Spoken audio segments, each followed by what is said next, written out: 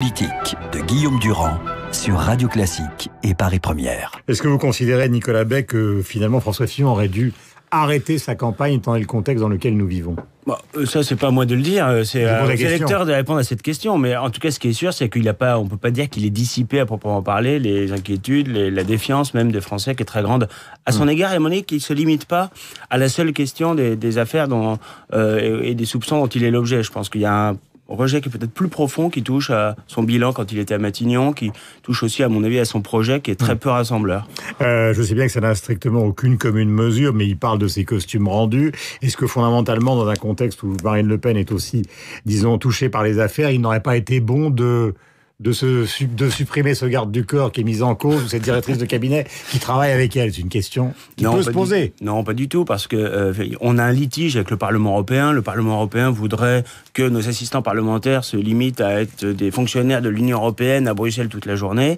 Or, c'est pas du tout ce que les textes prévoient. Et nous considérons que nos assistants parlementaires, ils travaillent dans l'ensemble de notre activité parlementaire, qui se limite pas à ce qui se dit à Strasbourg. Ça pollue la campagne de Marine Le Pen. Oui, mais écoutez, par des questions. À un moment donné, c'est pas au juge de décider qui est candidat et qui va être élu. À un moment donné, on a aujourd'hui, et c'est très grave, une instrumentalisation de l'institution judiciaire. Eh bien, Marine Le Pen, elle a eu l'attitude qui est respectueuse des institutions, respectueuse de la séparation des pouvoirs, en disant qu'il n'y a pas à avoir des juges et des policiers qui, en pleine campagne électorale, font une véritable éruption dans la campagne avec un spectacle médiatique incessant qui vise finalement, et c'est grave, à priver les Français d'un débat pourtant fondamental pour l'avenir du pays. Est-ce qu'elle va sur CNews et après sur France Télévisions? Les émissions ont lieu donc au début du mois d'avril.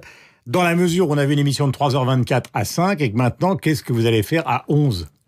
C'est compliqué, mais c'est la démocratie. Dès lors que ces chaînes de télévision ont choisi d'organiser un débat, c'est vrai qu'il est assez logique, assez normal que tous les candidats qui obéissent aux règles, c'est-à-dire qui ont obtenu les 500 parrainages, puissent concourir de façon égalitaire, parce que c'est la démocratie. C'est pas aux médias de décider quels sont les candidats importants, quels sont les candidats subalternes.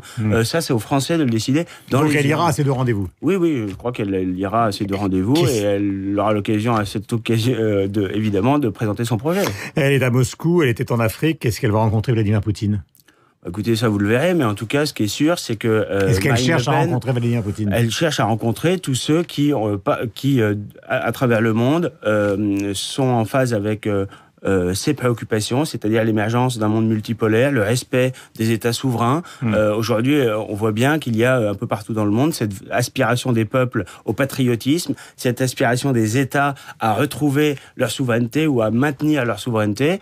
Marine Le Pen a rencontré le président du Tchad il y a quelques jours. Elle a, il y a quelques semaines, rencontré Michel Aoun, le président du Liban. Aujourd'hui, elle a essayé de rencontrer Trump. Elle a dit que ce n'était pas le cas. Mais elle ne l'a pas vu. Non, en l'occurrence, il n'était pas du tout prévu qu'elle rencontre Donald Trump. Ça se fera peut-être un jour, mais c'était pas prévu. Mais d'une manière Est-ce qu'il n'y a pas quelque chose de contre-productif d'aller à Moscou pour finalement, éventuellement, ne pas voir Poutine?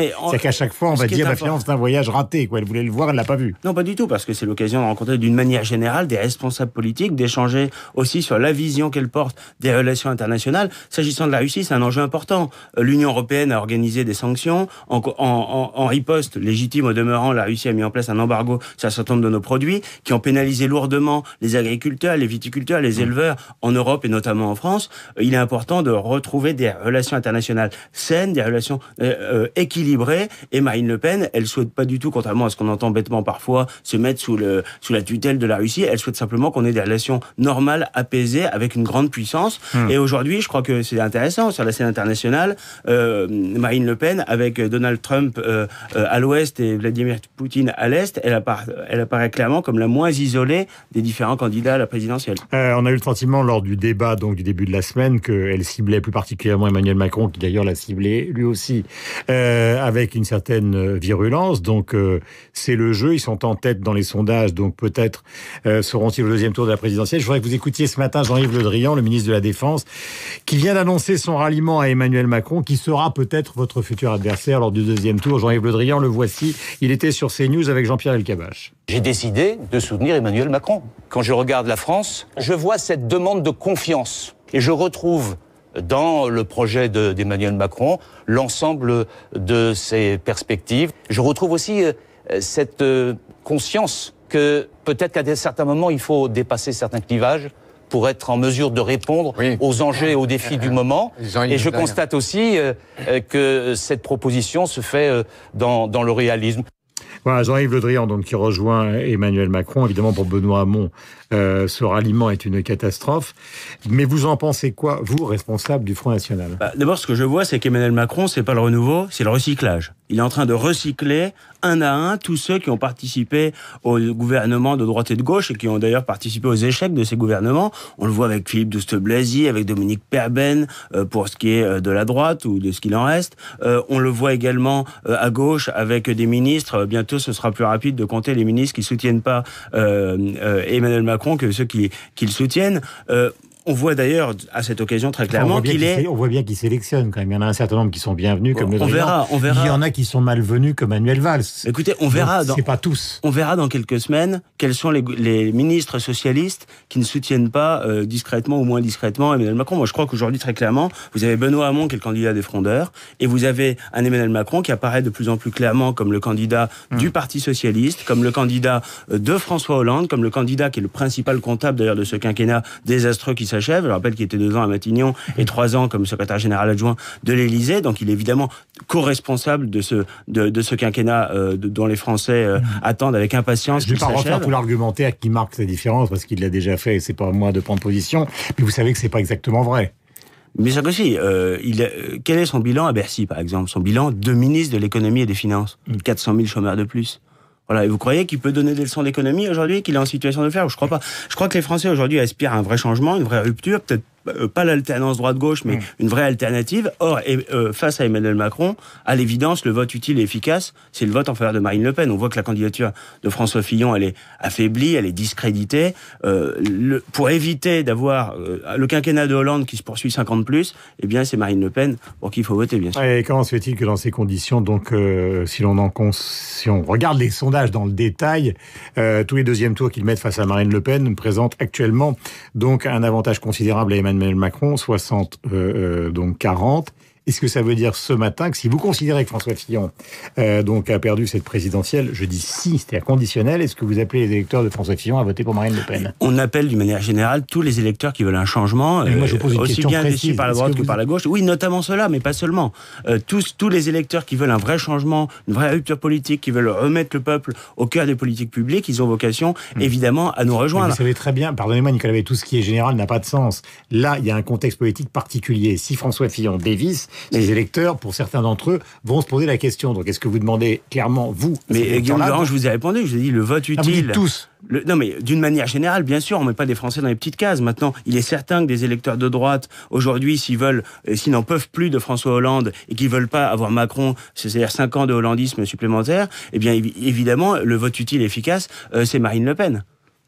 Et donc vous appelez donc... Oui, bien sûr, nous appelons ces électeurs à nous rejoindre dès le premier tour. Tout est une affaire de dynamique. Vous citez des sondages qui diraient que Emmanuel Macron l'emporterait au second tour, mais d'abord on est encore à 1 mois du scrutin. Et ensuite, je vous rappelle quand même que ce sont les mêmes sondages qui nous disaient il y a 2 mois ou 3 mois que François Fillon gagnerait largement. On voit aujourd'hui que cette hypothèse paraît moins vraisemblable. C'est les mêmes qui, il y a 6 mois, nous disaient d'ailleurs qu'Alain Juppé gagnerait largement. C'est les mêmes qui nous disaient que le Brexit n'aurait pas lieu, etc. Dernier point est important, un grand entretien donc d'Emmanuel Macron dans Libération ce matin sur l'Europe, justement, et l'axe franco-allemand. Alors évidemment, vous avez été très souvent interrogé sur à la fois la sortie de l'euro et les relations avec l'Allemagne, mais au fond, là, vous avez un candidat qui frontalement défend des positions qui sont radicalement différentes aux vôtres. Oui, mais ça a le mérite de la clarté. Le débat entre Emmanuel Macron et Marine Le Pen, c'est le vrai enjeu de cette élection présidentielle. Emmanuel Macron, c'est la soumission à l'euromondialisme, c'est la soumission à Bruxelles, c'est la soumission à Berlin. François Fillon n'est pas en reste d'ailleurs, hein, surtout tous les deux aller faire leur petit pèlerinage devant Madame Merkel. Marine Le Pen, elle défend la nation. Elle défend la protection des frontières, la protection de l'économie, la régulation. Alors que Emmanuel Macron, il assume d'ailleurs une démarche post-nationale, très libérale, libertaire, de dislocation totale de toutes les protections auxquelles les Français aspirent pourtant. Donc je crois qu'il y a un débat aujourd'hui qui est très clair entre d'un côté le mondialisme dont il est l'incarnation, jusqu'à la caricature, c'est l'homme du système par excellence, banquier d'affaires devenu ministre socialiste, et et de l'autre, Marine Le Pen, qui veut remettre le peuple et remettre la nation française au cœur des politiques publiques. Nicolas Bay, donc, était l'invité de la matinale de Radio Classique ce matin, responsable du Front National. Vous avez entendu donc Jean-Yves Le Drian expliquer son ralliement ce matin à Emmanuel Macron. C'est à la fois à la télévision et dans les colonnes de nos confrères de Sud-Ouest. Bonne journée à vous. Vous avez choisi, puisque vous savez, pendant les élections classiques, nous donnons une part importante, et c'est normal, c'est notre souhait, c'est notre vocation à la musique classique. Vous avez choisi de Jean-Sébastien Bach, le premier mouvement du concerto pour 2 violons que voici.